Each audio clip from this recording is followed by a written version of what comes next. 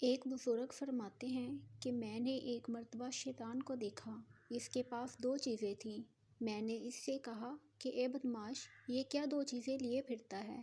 کہنے لگا کہ ایک بوتل میں شہد ہے اور ایک کاغذ میں راکھ ہے۔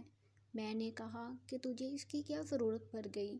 کہنے لگا کہ جو لوگ غیبت کرتے ہیں ان کے ہونٹوں پر شہد لگاتا ہوں تو ان کو غیبت کرنے میں مزہ آتا ہے، لگے رہتے ہیں، غیبت کرتے رہتے ہیں۔ تو جب بھی محفل میں غیبت ہو رہی ہو، آپ یہی سوچا کریں کہ اب اس وقت شیطان ہمارے ہونٹوں پر شہد لگا رہا ہے اور ہمیں غیبت کرنا بڑا اچھا لگ رہا ہے۔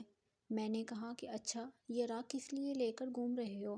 تو اس نے کہا، اس راکھ کو میں یتیم کے چہرے پر مل دیتا ہوں، وہ اس لیے کہ دیکھنے والے اس کو حقارت کی نظر سے دیکھتے ہیں، محبت کی نظر سے نہیں دیکھتے اور اللہ کی رحمت سے خود محروم ہو جاتے ہیں۔ لہٰذا کسی یتیم کو حقارت سے نہ دیکھیں بلکہ محبت و شفقت کے ساتھ دیکھیں۔